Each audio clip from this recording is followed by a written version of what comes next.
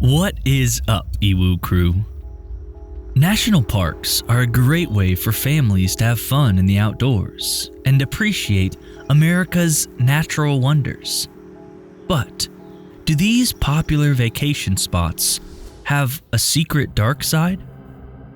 Since their inception in 1916, over 1,000 people have gone missing while visiting national parks. Many seem to vanish into thin air, leaving no traces whatsoever for the authorities to follow.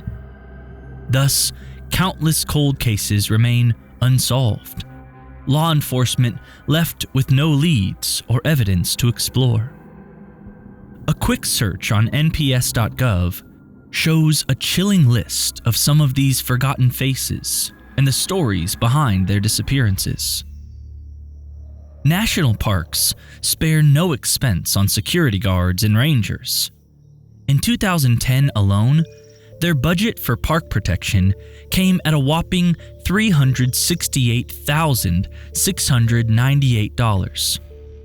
Criminal activity is closely monitored and kept in check. This has led many people to believe that the cause of these disappearances lies somewhere more sinister.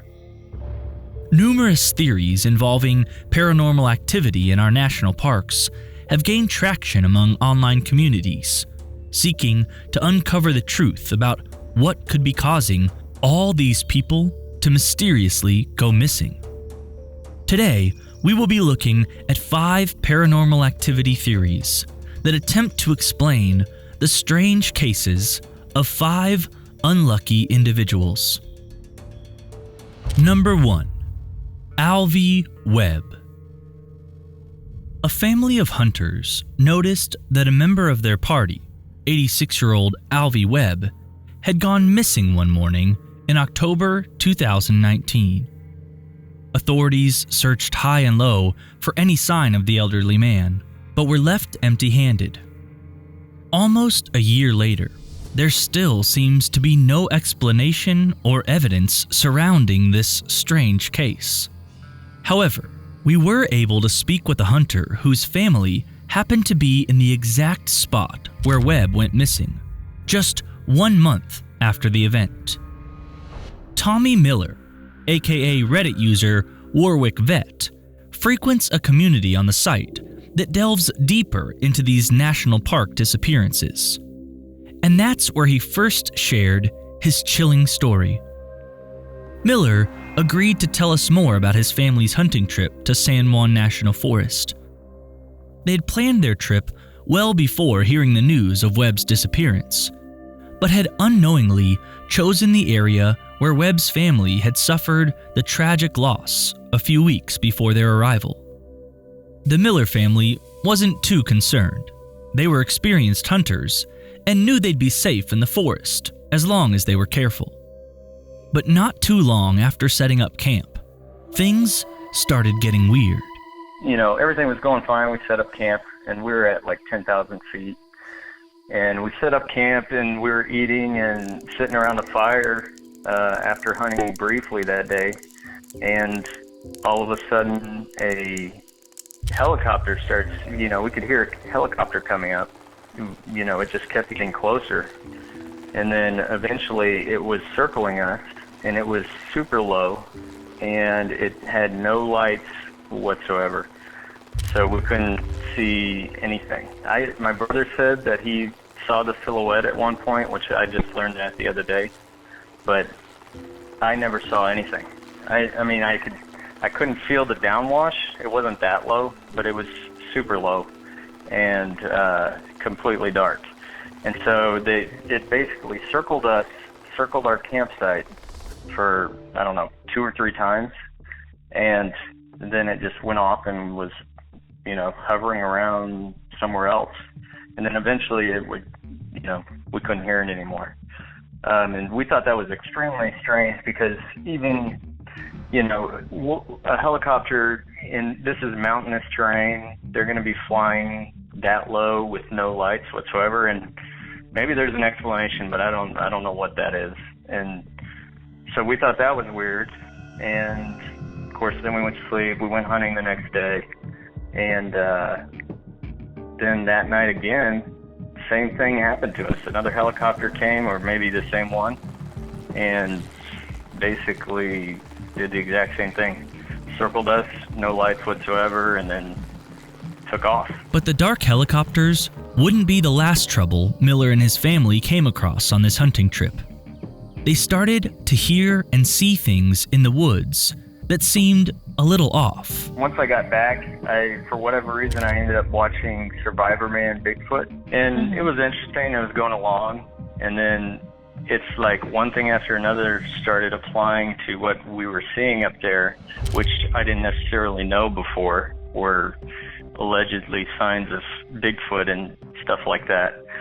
So I think the first thing was basically these, at least on Survivor Man, they said, if all these trees, little sapling trees, are broken over in the same direction, it's like a sign. And so I was just thought, that's weird, because I saw those all in that area we were hunting, and they were all in the same direction. At the time, I thought, I guess maybe snow made them all snap over or something. So I was like, that's interesting. I saw that up in Colorado. And then it's like the next thing I saw or I heard him say was bears don't make scratches higher than like 6 feet in trees, which I'm not sure how true that is, but I guess he would know since he's Survivor Man. But in some of I was in this area where there was scratches all over all of the trees, and some of them were over like 8 to 10 feet tall. And I have a picture of this. So they were way up there. And if it's, if what he said was true, then that is a little strange that there would be 8 to 10 feet tall scratches on the trees. Although he found these markings a little strange, Miller says that at the time, he simply brushed them off, thinking they were probably caused by bears that were common in the area. It wasn't until much later, when he was home from the camping trip, watching a Survivor Man show, that he realized all the signs he had seen were adding up to something more. The final thing that made me just talk to my dad and brother about it was they had this Bigfoot researcher guy on there, and he was saying how this area he was researching in no longer had Bigfoot activity because he heard he saw people camping out in there in that area, and then he heard a bunch of gunfire, and then this helicopter comes in and picks him up and takes him off, assuming takes the people off that were shooting the guns out there. He said the helicopter was completely black and there was no lights whatsoever, which is, as soon as I heard that, I was like, wow, that's all these things are just lining up with what happened to us up there. Miller started to piece the puzzle together. All of this evidence would be concerning enough, but adding Webb's corresponding disappearance made it hard to believe that these events were sheer coincidence. If the creature behind those tall scratch marks and huge paw prints was to blame for Webb's case, was it Bigfoot himself? Or some other reclusive beast we know nothing of? And what reason would these helicopters have for flying so low to the ground, with their lights turned off? We asked Miller if he thought the aircraft were specifically monitoring him and his family those 2 nights. They definitely circled us. I mean, and it's completely dark out there, and we had a campfire. And the theories behind those menacing helicopters? Miller shared some valuable insight with us. He explained that it's not uncommon for ranchers in Colorado to shoot at helicopters that fly overhead, because of a troubling history of these ranches being harassed regularly by black helicopters. All of this strange aerial activity might have something to do with the frequent cattle mutilations that occur on farms in Colorado. Our episode on Skinwalker Ranch covers similar phenomenon affecting cows in Utah, so it's no surprise that these 2 adjoining states are experiencing what could be caused by paranormal activity. To this day, Webb's case remains unsolved by authorities. It's nearly impossible to find even another theory as to exactly what caused him to suddenly vanish on that October morning. But Miller's first-hand account and proof of the strange happenings in San Juan National Forest sheds some light on a situation where authorities and the public alike are in the dark. And they offer some insight that could potentially spark some reinvestigation of the national park and the mystery of what happened to Alvey Webb. As for Miller, he plans to return to San Juan National Forest with his family in the coming years. I'll go back. I think, if you're protected with the right gun and, a GPS locator, I hope that's enough to be safe out there. But for anyone planning a visit to this Colorado National Park, it would be wise to keep Webb's disappearance and Miller's findings in mind, and stay prepared for whatever you might encounter out in those woods.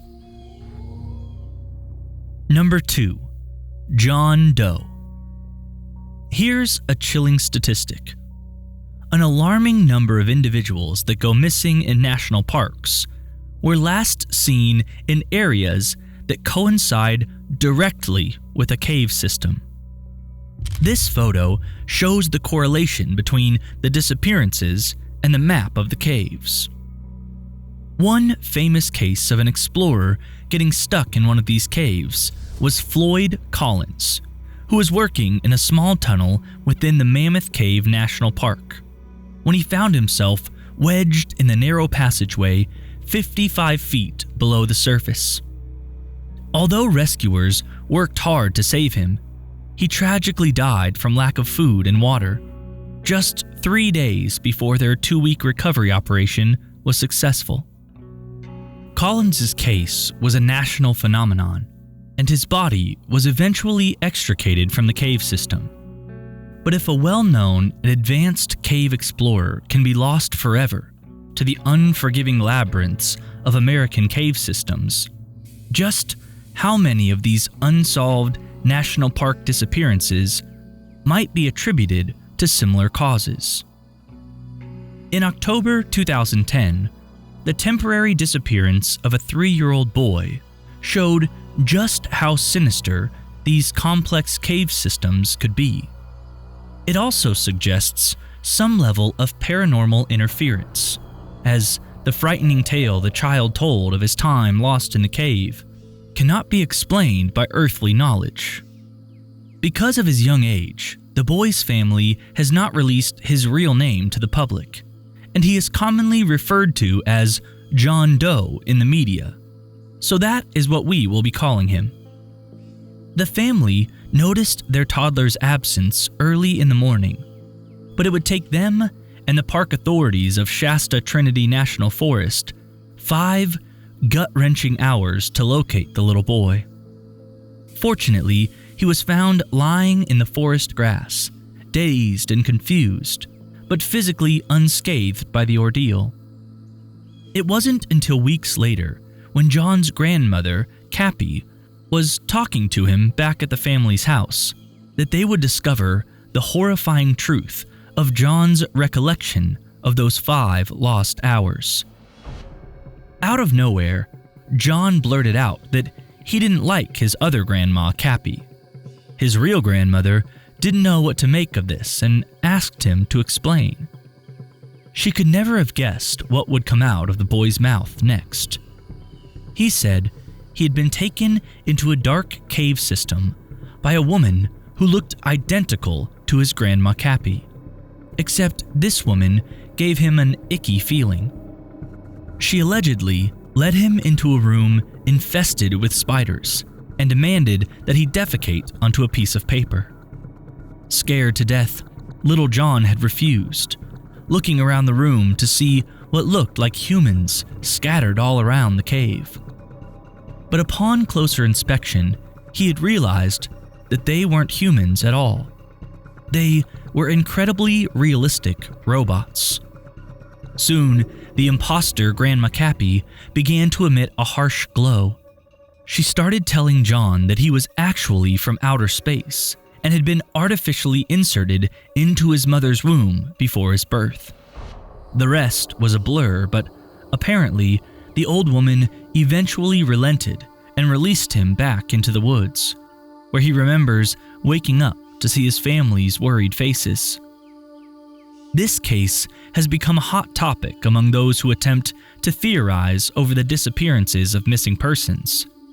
And a common complaint with John's story is the questionable credibility of such a young child.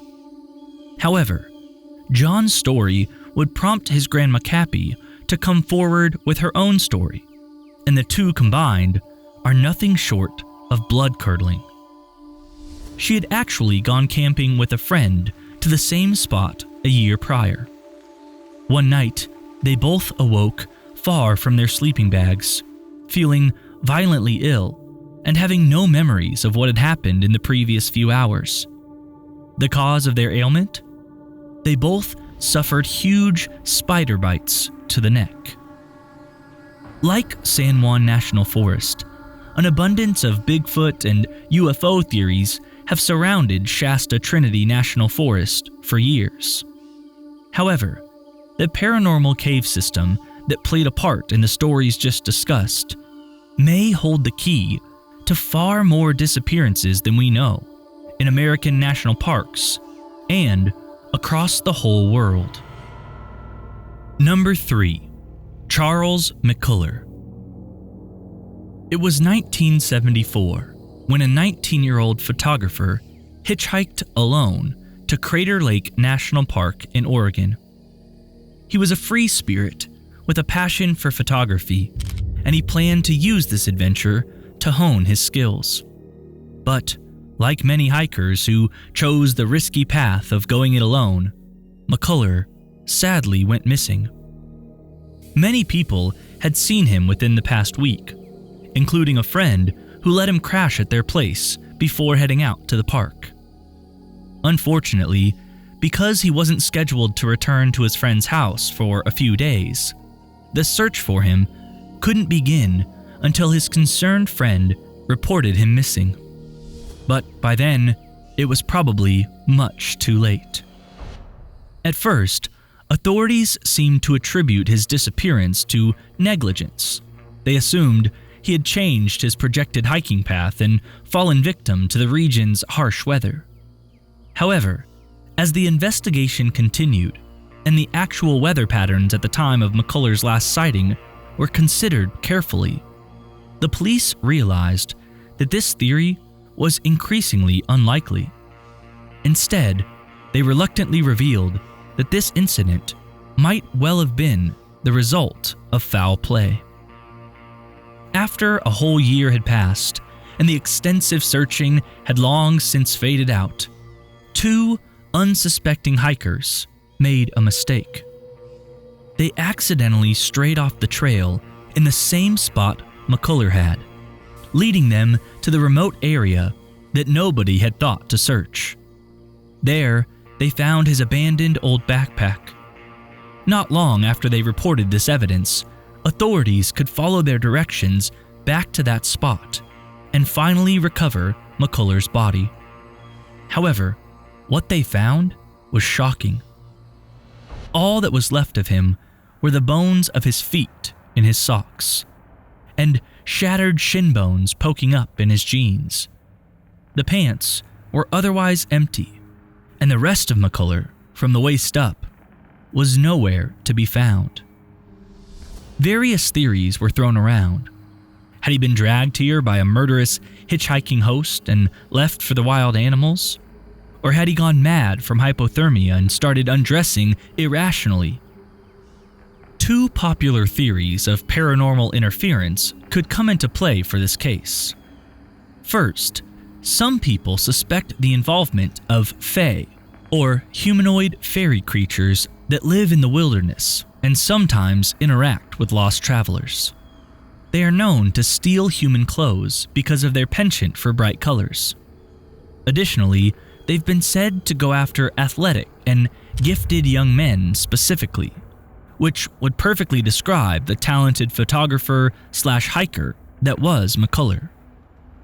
When we consider all the ways that McCullar's disappearance aligns with typical Fae behavior, it isn't a far cry to consider that these troublesome creatures may have intentionally led the traveler off the main path and caused him to become lost.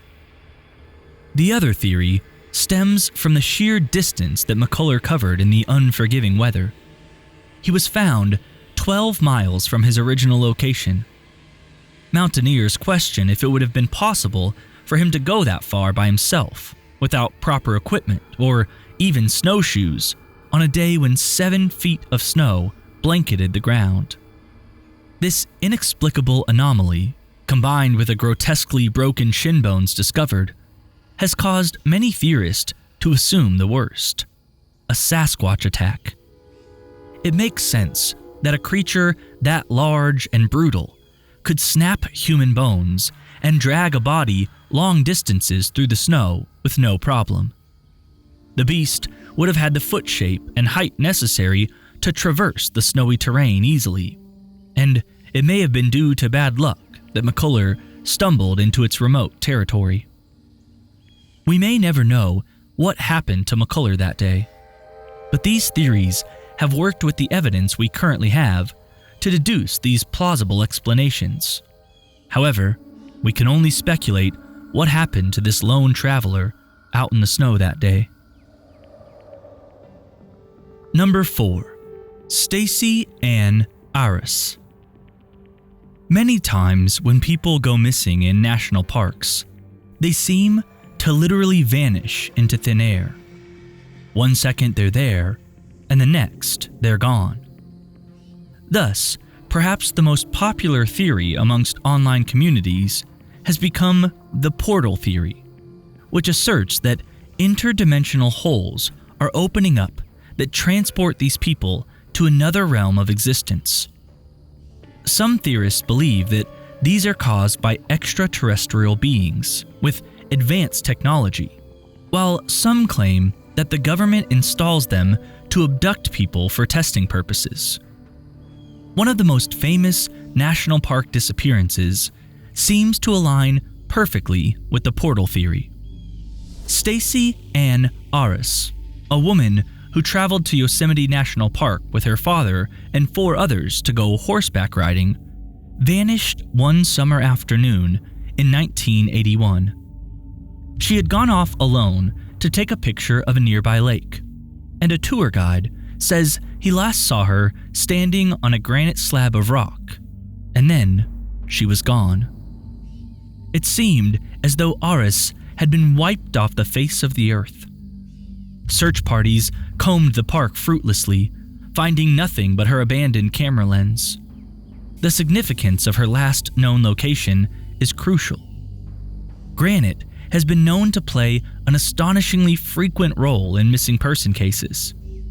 Many hypothesize that the quartz within granite rock generates an electrical force that may have the potential to open portals that could be responsible for these instantaneous disappearances in relatively open areas where it shouldn't be that hard to spot someone, unless they had truly vanished into thin air.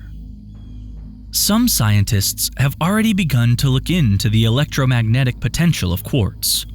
Hopefully, more quantum physics research will be conducted in the coming years to determine if these wormholes to alternate dimensions are really the force behind cases like Stacey's. Number 5. Travis Walton. Countless UFO sightings have occurred in national parks across America, and many of them seem to directly coincide with the timing of disappearances. However, much of the information we have on extraterrestrial abductions comes from a man who claims to have been taken by a UFO and lived to tell the tale. In November 1975, Travis Walton was working as a forester in the Apache Sitgreaves National Forests when he went missing for 5 days. He was eventually found unharmed, but the account he told of his alien abduction is deeply disturbing. His story goes as follows. He and some coworkers were riding in a truck through the park when they suddenly came across a flying saucer in the sky, about 100 feet off in the distance. It was emitting strange noises like buzzing and ear-piercing whistles. Despite his crew's warnings, Travis exited the car by himself to inspect the UFO and remembers being knocked out by a strong beam of light that shot out from the saucer, while the other men in the car drove off to get help. However, they would later reveal that they already presumed him dead from the impact of the shock. The next thing he knew, he was slowly regaining consciousness in a pristine white room on what looked like a medical table. He was horrified to notice 3 odd creatures observing him coldly. They were shorter than any human he had seen, and they all had no hair. He could tell they were a different species entirely. But when he tried to escape, they stopped him with force. He fought the creatures, desperately searching for an escape, when he was relieved to see another human enter the room. However, his relief was short-lived, as the human only led him to another sinister, empty room, where 2 other humans ambushed him. The 3 aggressors then proceeded to anesthetize him with a mask over his face, and though he tried to fight against the sleep, he eventually succumbed to it. After that, all he remembers is waking up back on Earth, walking along a highway as he helplessly watched the UFO fly away in the distance. Walton's case set a precedent for the future of missing person theories, especially in national parks. If Walton's first-hand account wasn't enough, his coworkers all testified to the truth of his claims when it came to seeing the flying saucer and beam of light, and none of them failed a polygraph test on these assertions. Since then, UFOs have become an important consideration that is often thrown into discussions of national park cold cases. It would certainly explain the sudden disappearances that leave no trace, and the motive of human experimentation seems a likely cause for aliens to kidnap these unsuspecting travelers. Luckily, Travis Walton made it back to tell his story of being abducted by a UFO. But who knows how many of the other 1,000 people who have gone missing from national parks met a similar fate, but never made it back.